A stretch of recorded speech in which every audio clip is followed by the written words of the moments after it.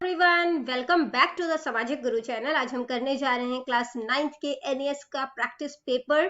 तो चलिए video start करते हैं। बट उससे पहले अगर चैनल पे नए आए हैं तो चैनल को फटाफट से सब्सक्राइब कर लो, क्योंकि यहाँ पर इस तरीके का हेल्पफुल कंटेंट अपलोड होते रहते हैं। तो चलिए बिना देरी किए आंसर्स स्टार्ट करते हैं। सबसे पहले बच्चों आपको एक पैराग्राफ दिया गया है, ठीक है, जिसमें कि मतलब कि क्वेश्चन नंबर 1 से 5 तक जो है वो इस पैराग्राफ से जो है वो क्वेश्चन जो है वो आपसे पूछे गए हैं। सबसे पहला क्वेश्चन है, what does the author find overwhelming. तो जो है ऑथर को क्या चीज जो है वो बहुत ही ज्यादा ओवरवेलमिंग लगी। तो यहाँ पे लिखा है tall shelves full of books, ठीक है। तो इसका जो है seeing the tall shelves full of book, तो बी ऑप्शन जो है वो करेक्ट है, ठीक है। अगला क्वेश्चन है, as per the passage what does the librarian not do. तो पैसेज के अकॉर्डिंग लाइब्रेरियन जो है वो क्या नहीं करता है, ठीक है। तो वो स्कूल प्रोजेक्ट जो है वो नहीं बनाता है, ठीक है, बच्चों के लिए। अगला क्वेश्चन है, as per the passage what would happen if libraries were to disappear. तो क्या होगा पैसेज के अकॉर्डिंग अगर जो लाइब्रेरीज है वो गायब हो जाएं, ठीक है। तो क्या होगा, जो कम्युनिटी स्पेस है डिस्कशन के लिए वो गायब हो जाएगा, ठीक है। क्वेश्चन नंबर 4 है, what evidence does the passage have to suggest libraries are not as popular anymore. तो कौन सा एविडेंस इसके लिए दिया गया है, ठीक है। तो fewer people are visiting libraries, कि कम लोग जो है वो अब लाइब्रेरी जा रहे हैं, ठीक है। क्वेश्चन नंबर 5 है, which statement is true as per the passage. Passage के अकॉर्डिंग कौन सा स्टेटमेंट जो है वो सही है, वो आपने बताना है कि लाइब्रेरियंस जो है वो इम्पोर्टेंट है लाइब्रेरीज को जिंदा रखने के लिए और एक्टिव रखने के लिए। तो डी ऑप्शन जो है वो करेक्ट है। क्वेश्चन नंबर 6 to 10 जो है वो अगले पैसेज जो कि बिस्किट्स नाम से पैसेज है उससे लिया गया है। सबसे पहला क्वेश्चन है, what was the girl doing at the beginning of the story. तो गर्ल जो है शुरुआत में कहानी की वो क्या कर रही थी, तो वो जो है देखो वेट कर रही है, ठीक है। The girl was waiting for a train at central station. तो वो वेट कर रही है, she was waiting at the train station, ठीक है। अगला क्वेश्चन नंबर 7 है, near the middle of the story the girl think to herself I don't believe this, what is it that girl does not believe. तो लड़की जो है वो किस बात पे विश्वास नहीं करती, वो खुद से कहती है कि मुझे बिलीव नहीं हो रहा, ठीक है। तो यहाँ पे वो किस बारे में बात कर रही है, तो यहाँ पे वो बात कर रही है एक स्ट्रेंजर के बारे में, that a stranger would take the biscuits without permission, कि कोई अजनबी जो है बिना परमिशन के बिस्किट कैसे ले सकता है, ठीक है। इसके बाद बेटा क्वेश्चन नंबर 8 है, imagine that the girl and the man from the story met again a few minutes after the end of the story, what might the girl say to the man. तो अगर वो दोबारा मिले होते, ठीक है, यानी कि जो लड़की है वो उस आदमी से दोबारा जो है वो मिली होती, तो लड़की ने क्या कहा होता आदमी को, ठीक है। तो क्या कहा होता, I am sorry to have behave rudely to you, कि मैं माफी मांगती हूँ कि मैंने आपसे रूडली बिहेव किया, ठीक है। अगला क्वेश्चन है, when did the girl realise her mistake. लड़की को अपनी गलती का एहसास कब हुआ, when she found her biscuit packet, जब उसे खुद का बिस्किट का पैकेट जो है वो वहां पर मिला, ठीक है। क्वेश्चन नंबर 10 है, choose the most appropriate title for this passage. इस पैसेज का जो है वो अप्रोप्रिएट टाइटल जो है वो क्या हो सकता है, पैकेट ऑफ बिस्किट्स, ठीक है। इसके बाद आ जाता है बेटा मैथमेटिक्स के क्वेश्चन नंबर 11 है, a conical cup can hold exactly 3 times the volume of sand, ठीक है। तो जो कॉनिकल कप है वो जो सिलेंड्रिकल कप है उसका 3 टाइम होल्ड करता है, ठीक है। What can be said about the volume of the cylindrical cup. तो सिलेंड्रिकल कप के बारे में जो है वो क्या कहा जा सकता है, ठीक है। तो क्या कह सकते हैं यहाँ पर हम, जो कॉनिकल कप है, ठीक है, वॉल्यूम ऑफ कॉनिकल कप जो है वो क्या है, 3 into सिलेंड्रिकल कप, ठीक है। बोला गया ना यहाँ पर कि जो कॉनिकल कप है वो सिलेंड्रिकल कप का 3 टाइम होल्ड करता है, यानी कि अगर मैं सिलेंड्रिकल कप को 3 से मल्टीप्लाई कर दूंगी तो कॉनिकल कप उतना होल्ड करता है, ठीक है। तो 3 जो है इधर मल्टीप्लाई हो रहा है, उधर जाके क्या हो जाएगा, डिवाइड हो जाएगा, यानी कि ये 1/3 हो जाएगा, है ना। वॉल्यूम ऑफ कॉनिकल कप वो किसके इक्वल हो जाएगा, सिलेंड्रिकल कप के, ठीक है। तो इन्होंने क्वेश्चन क्या पूछा है, what can be said about the volume of the cylindrical cup. तो सिलेंड्रिकल कप के बारे में क्या कहा जा सकता है कि ये 1/3 है किसका, कॉनिकल कप का, ठीक है। तो सेकंड ऑप्शन जो है वो करेक्ट है। It will be 1/3 the volume of the conical cup. Cylindrical cup का जो वॉल्यूम है, ठीक है, वॉल्यूम ऑफ सिलेंड्रिकल कप जो है वो इक्वल हो जाएगा 1/3 of volume of conical cup, ठीक है। तो बी ऑप्शन करेक्ट है। अगला क्वेश्चन है कि ए बी सी जो 3 पोल्स आपको दिए गए हैं, इनकी हाइट आपको दिखाई गई है। ए जो है वो सबसे टॉलेस्ट पोल है और बी जो बी है वो सबसे शॉर्टेस्ट पोल है, ठीक है। तो एवरेज हाइट जो है वो इनमें से क्या नहीं हो सकती। अब देखो ए जो है वो सबसे टॉलेस्ट है तो एवरेज जो है वो ए से ज्यादा नहीं हो सकता। बी जो है वो शॉर्टेस्ट है तो बी से कम एवरेज नहीं हो सकता, ठीक है। More than the height of sea हो सकता है ना, तो ये हो जाएगा। लेकिन जैसे मैंने आपको बताया बी से कम नहीं हो सकता क्योंकि बी जो है वो शॉर्टेस्ट पोल है ना, इससे कम नहीं हो सकता। तो बी ऑप्शन जो है वो करेक्ट है, ठीक है। इसके बाद बेटा अगला क्वेश्चन से नंबर लाइन पे √6 जो है वो करेक्टली दिखाया गया है, ठीक है। तो इसके लिए हम सबसे पहले क्या करते हैं, √6 तो हम स्क्वायर रूट के अगर फॉर्म में देखें तो जो √4 है वो किसका स्क्वायर होता है, 2 का होता है। और √9 जो होता है वो किसका स्क्वायर होता है, 3 का स्क्वायर होता है। इसके बीच में जो भी नंबर आएंगे वो 2 और 3 के बीच में ही रहेंगे, चाहे वो √5 आए, चाहे √6 आए, चाहे √7 आए, चाहे √8 आए, है ना, इनके बीच में ही रहेंगे ये नंबर। तो हम कह सकते हैं कि जो √6 है वो किसके बीच में लाई करेगा, 2 और 3 के बीच में, जो कि हमारे पास बी ऑप्शन है, ठीक है। इसके बाद वैसे भी आप देखो जो √6 होता है ना, उसकी वैल्यू क्या होती है 2.44। तो 2.44 जो है वो किसके बीच में लाई करेगा, 2 और 3 के बीच में ही तो लाई करेगा, है ना, इसलिए बी ऑप्शन जो है वो करेक्ट है। क्वेश्चन नंबर 14 है जिसमें कि आपको इक्वेशन दी गई है उसको सॉल्व करना है। तो √32, ठीक है, √32 को हम क्या लिख सकते हैं, इसको हम लिख सकते हैं 16 × 2, ठीक है। 16 × 2 यानी कि ये 4 का स्क्वायर होता है, 4 बाहर आ जाएगा, अंदर क्या रह गया √2, ठीक है। इसके बाद जो है वो √48 है, √48 को हम क्या लिख सकते हैं 4 × 4 × 3, ठीक है, 4 का पेयर बन गया, 4 बाहर आ गया, √3 हो गया यहाँ पर, ठीक है। इसके बाद क्या है √8 है, √8 को हम लिख सकते हैं 2 × 2 × 2, ठीक है। तो यहाँ पे ये क्या हो जाएगा 2 का पेयर बन गया, 2 बाहर आ गया और √2 रह गया।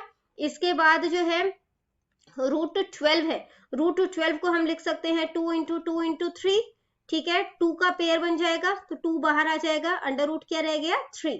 अब सिर्फ इस नंबर्स को लेकर हमने वैल्यू पुट कर देनी है, तो ये हो जाएगा हमारे पास 4√2, ठीक है, प्लस में 4√3, यहाँ पे हो गया हमारे पास 2√2 प्लस में 2√3, ठीक है।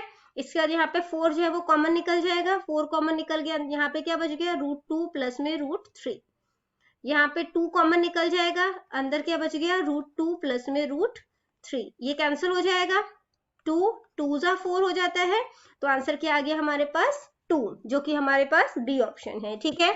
क्वेश्चन नंबर 15 है आइसोसेलेस ट्राइंगल PQR जो है वो सिमेट्रिकल है, ठीक है, about axis M, what is the measure of XPR, XPR यानी ये वाला एंगल जो है वो कितने डिग्री का होगा वो आपने बताना है, ठीक है। तो इस क्वेश्चन को दो तरीके से किया जा सकता है। सबसे पहले तो ये 35 डिग्री है तो ये भी 35 डिग्री होगा। रीजन क्या है, जो एंगल्स अपोजिट होते हैं, ठीक है, आइसोसेलेस ट्रायंगल के जो अपोजिट एंगल्स होते हैं वो इक्वल होते हैं, ठीक है।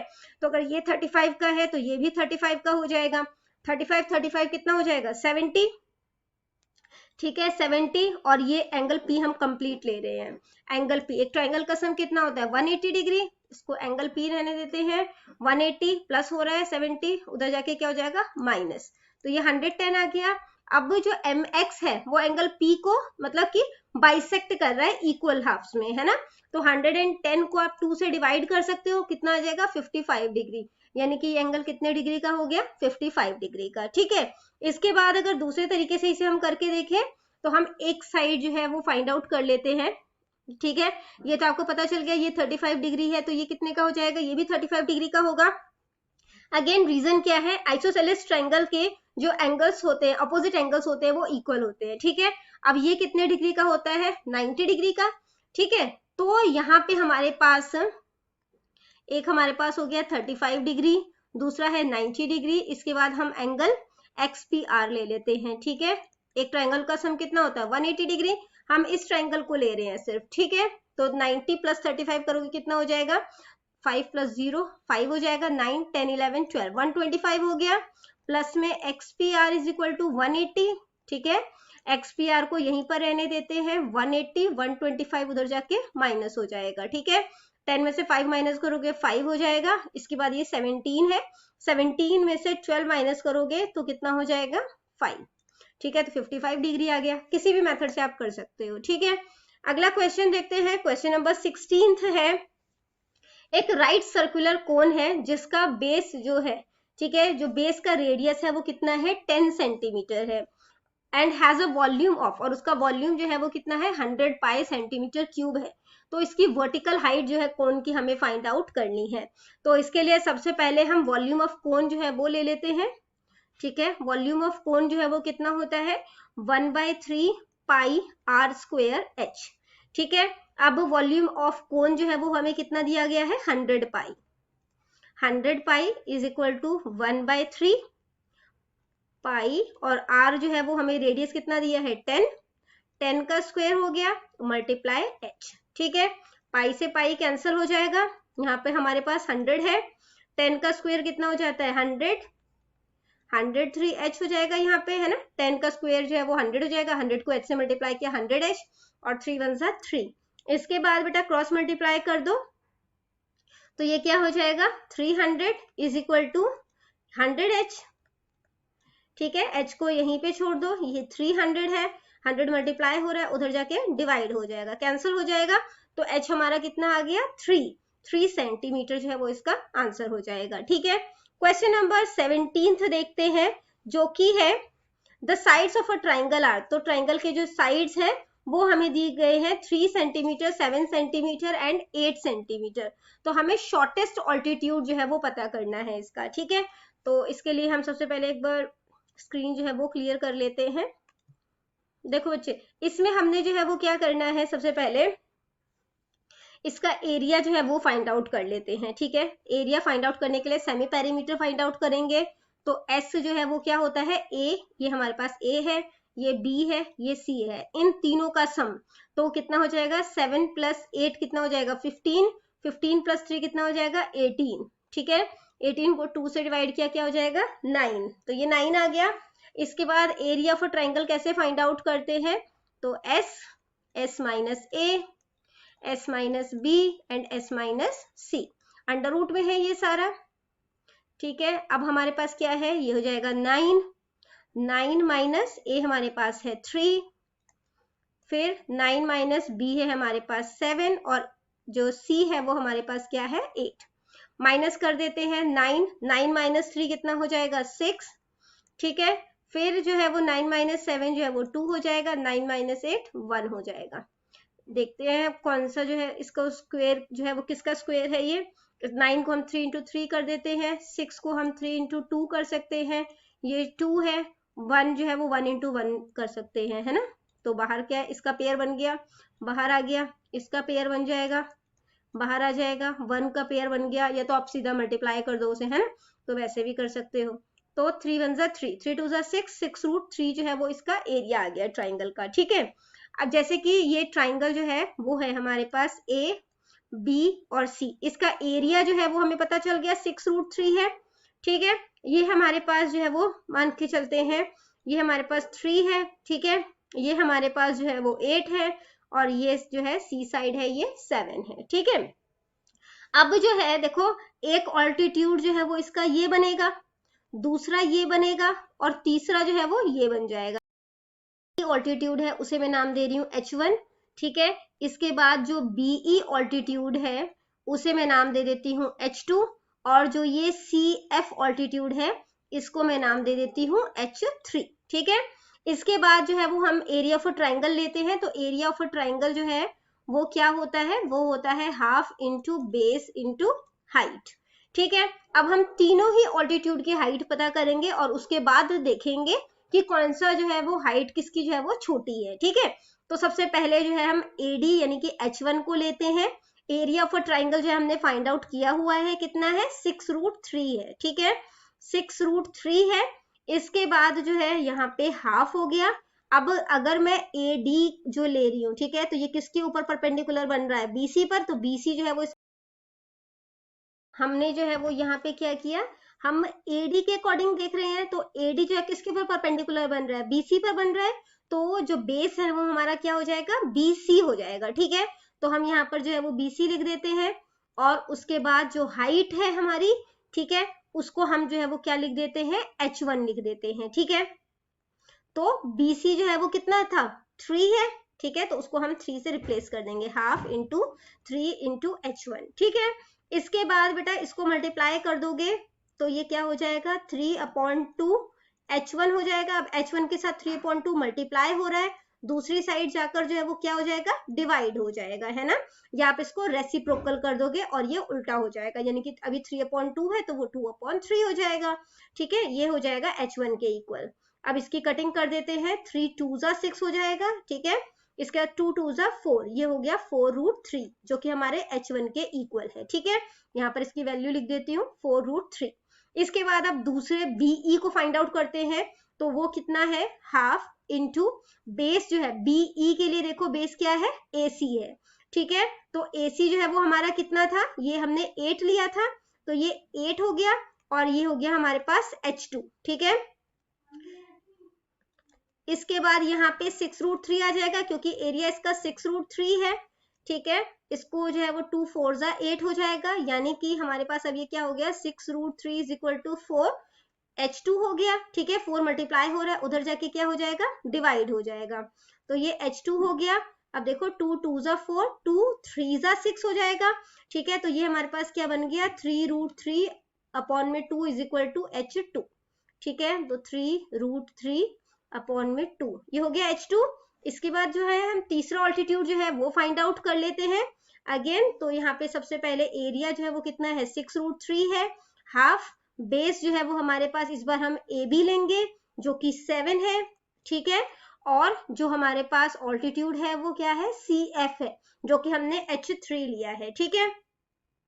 इसको जो है वो मल्टीप्लाई कर दो, तो ये क्या हो जाएगा, 7/2 इंटू H3, 6√3 है यहाँ पे, ये इधर मल्टीप्लाई हो रहा है, दूसरी साइड जाके क्या हो जाएगा, डिवाइड हो जाएगा, ठीक है। या आप इसको रेसिप्रोकल करके 2/7 लिख दोगे, ठीक है, = H3 आ गया। अब इसको जो है वो मल्टीप्लाई कर दोगे, तो मल्टीप्लाई करने पर जो है वो क्या आ जाएगा, 6 2 12, ये हो जाएगा 12√3/7, ये हमारे पास हो गया थर्ड ऑल्टीट्यूड, ठीक है, 12√3/7। तो सबसे छोटा जो ऑल्टीट्यूड है हमारे पास वो क्या है, 3√3/2 है। अगर बहुत बच्चे होते हैं उनको कंफ्यूजन होती है कि हम कैसे पता करें कि ये 3√3/2 जो है वो सबसे छोटा है, 4√3 छोटा नहीं है, या 12√3/7 जो है वो छोटा नहीं है, तो √3 की वैल्यू पुट कर सकते हो, ठीक है। √3 की वैल्यू क्या होती है, 1.73, ठीक है। तो पहला हमारे पास क्या है, 4√3, यानी कि 4 1.73 कर दोगे, तो मल्टीप्लाई करने पर क्या हो जाएगा, 6.92 के अराउंड आ जाएगा, ठीक है। दूसरा है हमारे पास 3√3, यानी कि 3 इंटू 1.732, ठीक है। इसके बाद इसको जो है वो आपने किससे डिवाइड करना है, 2 से डिवाइड करोगे, इसको सॉल्व करोगे तो आंसर जो है वो क्या आ जाएगा, 2.598 आ जाएगा, ठीक है। इसके बाद जो थर्ड हमारा ऑल्टीट्यूड है वो कितना है, 12√3, √3 1.732 है, ठीक है। इसको जो है वो आपने 7 से डिवाइड करना है, इसको सॉल्व करोगे तो आंसर जो है वो 2.968 आ जाएगा, ठीक है। तो सबसे छोटा ऑल्टीट्यूड क्या है, 2.598, बट यहाँ पे तो ऐसे कुछ दिया नहीं है, है ना। यहाँ पे क्या दिया गया है, वैल्यू 3√3/2, ठीक है, यानी कि बी ऑप्शन जो है वो करेक्ट है। इसके बाद बेटा क्वेश्चन नंबर 18 जो है वो हमें दिया गया है कि average score of Anoop and 3 of his friends in a maths test is 42। तो मैथ्स के टेस्ट में अनूप और उसके 3 फ्रेंड का एवरेज स्कोर जो है वो 42 है, ठीक है। तो टोटल स्कोर जो है इनके फ्रेंड का वो कितना हो गया, 42 इंटू 4, जो कि कितना होता है, 168, ठीक है। अब क्या बोल रहे हैं, if the average score of his 3 friend is 45, अगर जो एवरेज स्कोर उसके सिर्फ अनूप को हटा दिया यहाँ पर, ठीक है, 3 फ्रेंड्स का जो एवरेज स्कोर है वो कितना है, 45 है, तो टोटल स्कोर जो है उसके 3 फ्रेंड्स का वो कितना बन जाएगा, तो वो बन जाएगा 135, 45 इंटू 3 कर देंगे, 135 बन गया। तो अनूप के जो मार्क्स हैं, अनूप का स्कोर जो है वो फाइंड आउट करना है। इसमें अनूप के मार्क्स लगे हुए हैं, इसमें अनूप के मार्क्स हटाए हुए हैं, ठीक है। तो 168 माइनस 135 कर देंगे, तो माइनस करोगे आंसर कितना आ जाएगा 33, यानी कि अनूप का स्कोर क्या है 33, ठीक है। इसके बाद बेटा क्वेश्चन नंबर 19 जो है उसको देखते हैं। क्वेश्चन 19 कहता है कि the sum of two numbers, दो नंबर है, उनका सम जो है वो 33 है और उनका प्रोडक्ट यानी कि मल्टीप्लाई करने पर उन दोनों नंबर को 270 आता है। तो what will be the two numbers, तो दो नंबर क्या होंगे वो हमने फाइंड आउट करना है। तो फर्स्ट नंबर जो है उसको हम x ले लेते हैं, ठीक है। और जो सेकंड नंबर है क्या बोला गया है, दो नंबर का सम 33 है ना। तो अगर पहला नंबर x है तो दूसरा नंबर क्या हो जाएगा 33 माइनस x हो जाएगा, ठीक है। इन दोनों का प्रोडक्ट यानी इन दोनों को मल्टीप्लाई करने पर 270 बनता है, ठीक है। तो x को मल्टीप्लाई कर दो 33 माइनस x से, तो क्या बनता है 270 बनता है। इसको सॉल्व कर दो, तो क्या हो जाएगा x को 33 से मल्टीप्लाई करोगे 33x हो जाएगा, ठीक है। x को माइनस x से मल्टीप्लाई किया तो minus x square is equal to 270 हो गया। सबको दूसरी साइड ले जाओ तो क्या हो जाएगा 0 is equal to minus x square side जाएगा तो प्लस का एक्स स्क्वायर, 33x प्लस का है दूसरी साइड जाएगा तो माइनस का 33x, और ये 270 इधर ऑलरेडी प्लस का है, ठीक है। इसके बाद जो है अब ये इस नंबर को और इस नंबर को मल्टीप्लाई कर दो और इसको इस तरीके से फैक्टराइज करना है कि प्लस या माइनस करने पर माइनस 33x आए, ठीक है। तो जो है क्या कह रहे हैं हम 270x स्क्वायर हो गया। इस 270 और x स्क्वायर को मल्टीप्लाई करने पर इसको इस तरीके से स्प्लिट करना है कि प्लस या माइनस करने पर जो है 33x हो जाए, माइनस का 33x हो जाए, और अगर वो दो नंबर मल्टीप्लाई करें तो प्लस का 270x स्क्वायर हो जाए, ठीक है। तो हमारे पास नंबर क्या होगा 18 और 15, ठीक है। ये भी माइनस का ये भी माइनस का, x स्क्वायर करना है तो एक इधर x आ जाएगा एक इधर आ जाएगा, ठीक है। तो इसको करते हैं सॉल्व, x स्क्वायर माइनस का 18x माइनस का 15x प्लस का 270, ठीक है। कॉमन निकाल दो, x कॉमन निकल गया, क्या बच गया x माइनस 18, यहाँ पे माइनस 15 कॉमन निकाल दिया, क्या बच गया x माइनस 18, ठीक है। तो एक नंबर हो गया हमारे पास x माइनस 15, दूसरा जो है वो ब्रैकेट क्या बन गया x माइनस 18, ठीक है। इसके बाद x minus 15 is equal to 0, x is equal to क्या हो जाएगा 15, यहाँ पे है x minus 18 is equal to 0, x is equal to minus 18 दूसरी साइड जाएगा तो प्लस का हो जाएगा। तो एक नंबर हमारे पास आ गया 15, दूसरा क्या आ गया 18, 15 और 18 यहाँ पर है, यानी कि ए ऑप्शन जो है वो हमारा करेक्ट है, ठीक है। क्वेश्चन नंबर 20 है बेटा, Ram has a total of 108 tapes and CDs in his collection. तो उसके कलेक्शन में 100 टेप और सीडी मिला, मतलब सीडी और टेप मिलाकर 108 है उसके पास, ठीक है। He has 3 times as many tapes as CDs. उसके पास सीडी की तुलना में टेप की जो संख्या है वो 3 गुना ज्यादा है, ठीक है। तो राम के पास जो है वो कितने सीडी से बेसिकली राम के पास सीडी से कितने ज्यादा टेप है वो आपने बताना है, ठीक है। तो इसके लिए हम क्या करेंगे, हम मान के चलते हैं कि उसके पास सीडी जो है वो कितना है x है, ठीक है। और अगर और उसका बोला है कि 3 टाइम्स जो है वो टेप ज्यादा है, तो अगर सीडी x है तो 3x जो है वो टेप हो जाएगा। इन दोनों को मिला के उसके पास टोटल कितना बन रहा था 108, ठीक है। तो टोटल क्या हो जाएगा 4x 108, x is equal to 108 को 4 से डिवाइड कर दोगे करने पर कितना आ जाएगा 27, यानी उसके पास सीडी जो है वो 27 है, ठीक है। और नंबर ऑफ टेप्स जो है वो 3 गुना ज्यादा था, ठीक है, यानी कि नंबर ऑफ टेप्स जो है वो 3x था। तो 3x यानी कि 3 इंटू 27 जो कि कितना हो जाएगा 81। अब क्वेश्चन में क्या पूछा है, कितने ज्यादा उसके पास जो है वो टेप है वो हमने बताना है, ठीक है। तो यहाँ पे उसके पास सीडी जो है वो कितना है 27 और टोटल टेप जो है वो 81 है। 81 में से 27 माइनस कर दो, क्या हो जाएगा 54, यानी कि राम के पास 54 जो है वो टेप ज्यादा है सीडी के कंपैरिजन में, ठीक है। तो जो बी ऑप्शन है वो करेक्ट है, ठीक है। इसके बाद बेटा क्वेश्चन नंबर 21 है, which of the following processes in nature involve water undergoing a chemical change. तो वाटर जो है इसके अंदर केमिकल चेंज में कन्वर्ट हो रहा है वो आपने बताना है। तो किसमें केमिकल चेंज में कन्वर्ट होता है, फोटोसिंथेसिस में, ठीक है। इस प्रोसेस में पानी के जो मॉलिक्यूल्स होते हैं वो स्प्लिट हो जाते हैं ऑक्सीजन और हाइड्रोजन में, ठीक है। तो बी ऑप्शन करेक्ट है। क्वेश्चन नंबर 22 है, blankets made from acrylic, a synthetic fiber, are used nowadays to keep warm in winter instead of blankets made from natural wool. तो आज के टाइम पे नेचुरल वूल के कंपैरिजन में जो एक्रेलिक ब्लैंकेट्स जो होते हैं उनका ज्यादा इस्तेमाल किया जाता है. Which of the following is likely to be true about both acrylic and woollen blanket. तो जो इसमें से कौन सा जो है वो दोनों के लिए सही होगा, ठीक है, मतलब दोनों के सिमिलैरिटी है बेसिकली एक्रेलिक और वुलन ब्लैंकेट में. तो ये दोनों ही जो है वो एयर को अपने अंदर जो है वो ट्रैप कर लेते हैं, ठीक है, जो कि एक इंसुलेटर की तरह काम करता है और गर्माहट जो है वो बनाए रखता है. इसीलिए जब हम इस तरीके के ब्लैंकेट को अपने ऊपर लेते हैं या उसको उससे अपने आप को कवर करते हैं तो हमें मतलब कि गर्मी लगती है, ठीक है. अगला क्वेश्चन, सारे रेप्टाइल्स हैं जिनमें की जो इंडिविजुअल ऑर्गेनिज्म है, ठीक है, is determined not by sex chromosome but by the temperature at which the eggs are incubated.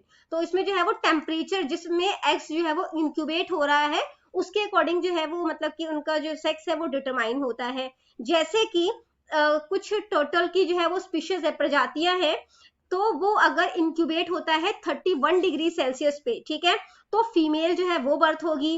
इसी तरीके से अगर वो 28 डिग्री सेल्सियस पे एग जो है वो इंक्यूबेट हो रहा है तो मेल का बर्थ होगा, ठीक है.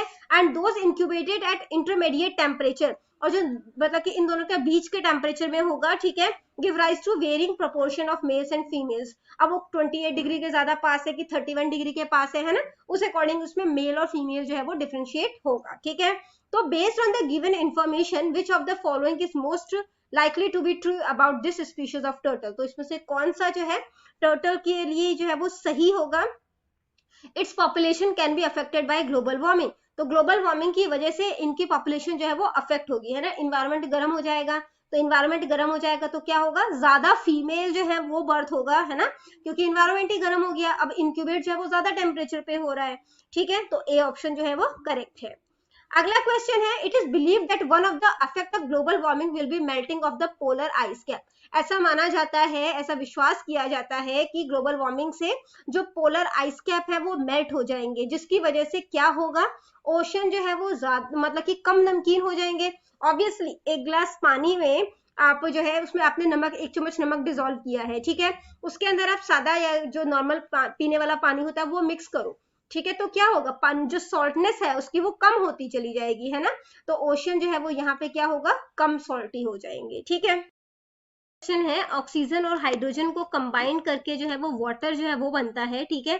तो इनमें से मतलब कि हम क्या कह सकते हैं कि वाटर जो है वो क्या है. तो वाटर बेसिकली कंपाउंड है. एक बार इसके जो है वो ऑप्शन को डिस्कस कर लेते हैं. जो एटम है, ठीक है, वो smallest unit of an element होता है, ठीक है, तो ये इसके लिए करेक्ट नहीं होगा. मिक्सचर क्या होता है, मिक्सचर जो होता है ये जो है वो फिजिकली, ठीक है, किसी सब्सटेंस को अगर हम कंबाइन करें तो वो होता है केमिकल. एलिमेंट क्यों नहीं है, कंपाउंड जो है वो 2 एलिमेंट को मिलाकर बनाते हैं, अकेले एलिमेंट को नहीं, ठीक है, तो कंपाउंड जो है वो इसका आंसर हो जाएगा. अगला क्वेश्चन है, given below are a few activities carried out by agricultural farmer. Agricultural farmer के द्वारा जो एक्टिविटीज की जाती है उसके बारे में यहाँ पर दिया गया है. वो क्या करते हैं, फर्टिलाइजर ऐड करते हैं या मैन्योर यानी कि खाद जो है वो मिट्टी में जो है वो मतलब कि ऐड करते हैं. इसके अलावा जो है removing the husk to feed cattle, husk को रिमूव करते हैं, ठीक है, और उसे कैटल को दे देते हैं. Removing weeds from the field, जो जंगली जो पौधे वगैरह उग जाते हैं उसे हटाते हैं. Which of the above help to increase the amount of nutrients available to the crop plant. इसमें से कौन सा 3 एक्टिविटी बताई गई है, कौन सी एक्टिविटी जो है वो न्यूट्रिएंट को, ठीक है, इंक्रीज करने में हेल्प करेगा, ठीक है. तो इसमें से जो है वो कौन सी एक्टिविटी जो है वो हेल्प करेगी, बोथ 1 और 3, ठीक है. तो इसमें क्या कर रहे हैं, खाद वगैरह डाल रहे हैं तो न्यूट्रिएंट जो है वो बढ़ जाएगा. इसके अलावा जंगली पेड़ पौधे जो हैं वो हटा रहे हैं, तो इससे जो है वो क्या होगा, जो जंगली जो पेड़ पौधे जो न्यूट्रिएंट मतलब कि एब्जॉर्ब कर जाते, अब वो जो मेन क्रॉप है वो एब्जॉर्ब कर पाएंगे, ठीक है. तो 1 और 3 जो है वो करेक्ट है. क्वेश्चन नंबर 27 है बेटा, a person in space where there is no air is likely to. तो जो पर्सन स्पेस में है जहां पे कोई भी एयर नहीं है तो उन्हें जो है वो क्या होगा, कोई भी चीज, कोई भी आवाज जो है वो सुनाई नहीं देगी. See things as well as hear sound. तो कह रहे कि चीजों को देख सकते हैं और साउंड को भी सुन सकते हैं, तो ऐसा नहीं होगा, चीजों को देख तो सकते हैं लेकिन साउंड को सुन नहीं सकते. तो बी ऑप्शन जो है वो करेक्ट है, ठीक है. इसके बाद बेटा क्वेश्चन नंबर 28 है, based on the given atmospheric pressure data for 3 places what can be concluded about the altitude of the place A, B and C. Altitude यानी कि ऊंचाई, इन जगह की ऊंचाई के बारे में आप क्या बता सकते हो? तो एटमॉस्फेरिक प्रेशर जो होता है, जैसे जैसे ऑल्टीट्यूड बढ़ता है यानी ऊंचाई बढ़ेगी, एटमॉस्फेरिक प्रेशर कम हो जाएगा, ठीक है। तो जो एटमॉस्फेरिक प्रेशर जो है वो कहाँ पे सबसे कम होगा? ए ऑप्शन में, ठीक है, क्योंकि ये सबसे ज्यादा ऊंचाई है। तो यहाँ पे एटमॉस्फेरिक प्रेशर की बात हो रही है, एटमॉस्फेरिक प्रेशर सबसे कम है यानी कि ये सबसे ऊंची जगह होगी, ठीक है। तो ए इज द हाईएस्ट प्लेस, ठीक है। क्वेश्चन नंबर 29 देखते हैं, based on the information in the table what inference can you make about the force of attraction among the molecule of liquid A and the force of attraction among the molecule of liquid B? तो आप इनके molecules के बारे में क्या कह सकते हैं? उनका बॉइलिंग पॉइंट जो है वो आपको दिया गया है। तो जो बॉइलिंग, अगर हायर बॉइलिंग पॉइंट होगा इसका मतलब है कि उनके जो इंटरमोलिकुलर फोर्स है वो ज्यादा स्ट्रॉन्ग है, ठीक है। तो हायर बॉइलिंग पॉइंट किसका है? लिक्विड बी का है, यानी कि जो फोर्स ऑफ अट्रैक्शन है, ठीक है, इनके बीच में, जो इनके मॉलिक्यूल्स के बीच में, वो ज्यादा स्ट्रॉन्ग है, ठीक है। इसके बाद बेटा क्वेश्चन नंबर 30 है, which type of organisms asexual reproduction involve a daughter cell growing on a parent cell. Daughter cell जो है वो पेरेंट सेल पे ग्रो होता है और उसके बाद जो है वो सेपरेट हो जाता है, किसमें होता है ऐसा? हाइड्रा में, ठीक है। इसके बाद बेटा सोशल साइंस के क्वेश्चंस है। क्वेश्चन नंबर 31 है, which type of forest is characterized by the high rainfall and diverse flora and fauna। बहुत ज्यादा बारिश होती है और यहाँ पे क्योंकि बहुत ज्यादा बारिश होती है तो काफी ज्यादा अलग अलग टाइप के जो है वो पेड़ पौधे और जानवर जो है वो पाए जाते हैं, ठीक है।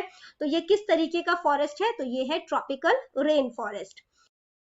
क्वेश्चन है, कौन सा आइडिया जो है, ठीक है, इंडियन नेशनल मूवमेंट का जो है वो रिफ्लेक्ट होता है हमारे कॉन्स्टिट्यूशन के directive principle of state policy में? तो आंसर है सोशलिज्म, ठीक है। क्वेश्चन है, which tier of local self government in India is responsible for planning and implementing scheme related to rural development at village level. Village level पे rural development के लिए कौन सा सेल्फ गवर्नमेंट जो है, लोकल सेल्फ गवर्नमेंट जो है वो रिस्पॉन्सिबल है इसके प्लानिंग और इम्प्लीमेंटिंग के लिए स्कीम्स के? तो आंसर है ग्राम पंचायत, ठीक है। क्वेश्चन नंबर 34 है, विच session of the Indian national Congress first demanded the idea of a constituent assembly. तो कॉन्स्टिट्यूएंट असेंबली का जो डिमांड है वो सबसे पहले जो है वो कब हुआ था? लखनऊ सेशन में 1936 में, ठीक है। क्वेश्चन नंबर 35 है, which process is responsible for the breakdown of rock into smaller particles during soil formation. तो पत्थरों का छोटे छोटे टुकड़ों में टूट जाना मिट्टी बनाने के लिए, इस प्रोसेस को क्या बोला जाता है? इसको कहा जाता है वेदरिंग। क्वेश्चन है कि how does India demonstrate unity in diversity across its cultural element, languages and practices. तो इंडिया जो है वो किस तरीके से शो करता है ना, उसके पास काफी ज्यादा विभिन्नता है, भाषा के आधार पर कल्चर जो है वो अलग अलग है ना, जो प्रैक्टिसेस की जाती है वो अलग अलग है। तो किस तरीके से एकता को शो करता है ये? तो आंसर है through it's rich diversity in languages, art and cuisine celebrated nation wide, ठीक है। बी ऑप्शन जो है वो करेक्ट है। इसके बाद बेटा क्वेश्चन नंबर 37 है, what was the major effect of the spread of industrialisation and factories in the world during the 19th and 20th century. तो इसका क्या प्रभाव पड़ा इंडस्ट्रियलाइजेशन का? कि सिटीज जो है वो काफी स्पीड से ग्रो करना शुरू हो गए, ठीक है।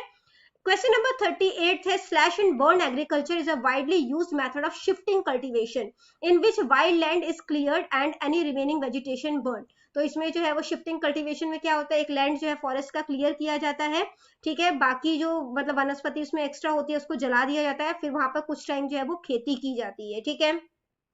Which of the following is an environmental problem not caused by this? इसके थ्रू कौन सा environmental problem जो है वो नहीं होता, वो आपने बताना है।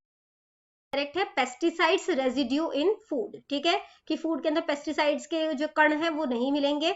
इन India who among the following are directly elected representative of the people. तो इंडिया में इनमें से कौन से हैं जो डायरेक्टली इलेक्टेड रिप्रेजेंटेटिव है? तो आंसर है ward councillors of municipal corporation, D option correct है। लास्ट क्वेश्चन है, in democratic countries what is the function of having more than one political party. एक से ज्यादा पॉलिटिकल पार्टी जो है उसके होने का क्या जो है वो फंक्शन है, इंपॉर्टेंस है, basically to represent different opinion in the national legislature, कि अलग अलग ओपिनियन जो है उसको शो किया जा सकता है, ठीक है। वीडियो हो जाती है यहीं पे खत्म। इनकेस आपको कोई भी डाउट है तो आप कमेंट सेक्शन में क्वेश्चन कीजिए, रिप्लाई करने की पूरी कोशिश करूंगी। Thank you very much and all the best for your test. Bye bye.